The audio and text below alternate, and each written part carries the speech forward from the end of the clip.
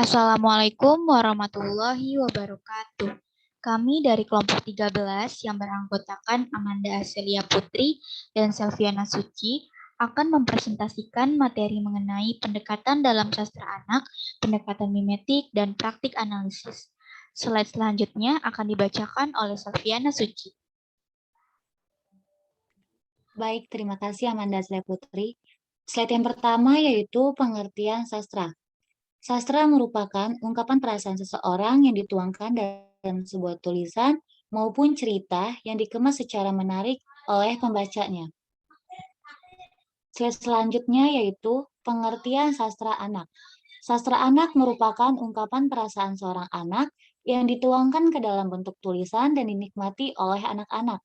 Sastra anak juga merupakan karya sastra yang ditulis oleh orang dewasa dan diperuntukkan oleh anak-anak, atau karya sastra yang ditulis oleh anak-anak dan dinikmati oleh anak-anak.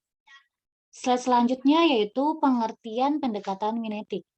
Istilah mimetik berasal dari bahasa Yunani, yaitu mimesis, yang berasal dari meniru turuan atau perwujudan. Secara umum, mimetik dapat diartikan sebagai suatu pendekatan yang mengandung karya sastra sebagai tiruan atau pembayangan dari dunia kehidupan nyata. Pendekatan ini melihat realitas sosial, agama, budaya, dan politik sebagai bagian dari sebuah gejala sastra.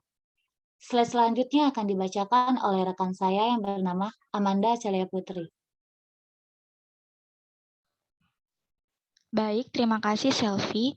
Selanjutnya yaitu pendekatan mimetik menempatkan karya sastra sebagai yang A. Produk peniruan kenyataan diwujudkan secara dinamis. B.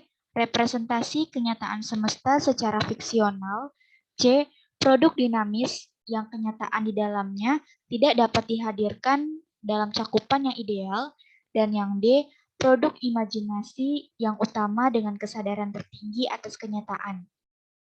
Slide selanjutnya.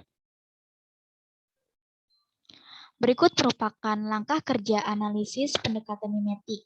Yang pertama, mengungkapkan dan mendeskripsikan data yang mengarah pada kenyataan yang ditemukan secara tekstual. 2.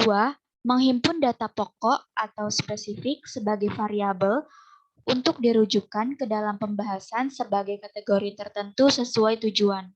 Misalnya, menelusuri unsur fiksionalitas sehingga refleksi kenyataan secara dinamis. Slide selanjutnya. Yang ketiga, membicarakan hubungan spesifikasi kenyataan dalam teks karya sastra dengan kenyataan fakta dan realita.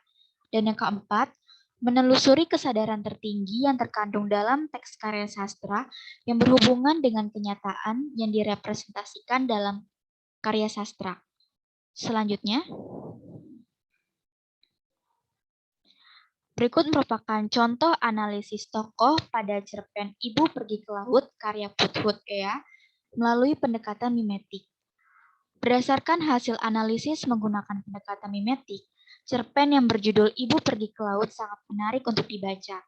Selain cerpen yang bersumber dari kisah tsunami Aceh pada tanggal 26 Desember 2004, cerpen ini terasa menyayat hati pembaca karena mampu memposisikan dirinya sebagai anak kecil yang polos, yang tidak mengetahui faktanya bahwa ibunya sudah meninggal dunia.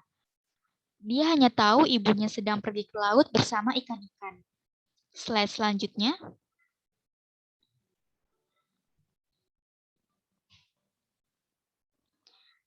Kesimpulan. Berdasarkan pengamatan dalam pembahasan tersebut, maka dapat disimpulkan bahwa setiap pendekatan memiliki pandangan yang berbeda-beda dalam menganalisis sebuah karya sastra. Dalam analisis cerpen Ibu Pergi ke Laut menggunakan pendekatan mimetik, yaitu di mana penulis harus menganalisis cerpen tersebut dengan menghubungkannya dengan alam dan realita di kehidupan nyata. Pendekatan mimetik memandang bahwa seorang penulis membuat karya sastra berdasarkan tiruan alam. Slide selanjutnya. Berikut merupakan referensi yang kami gunakan.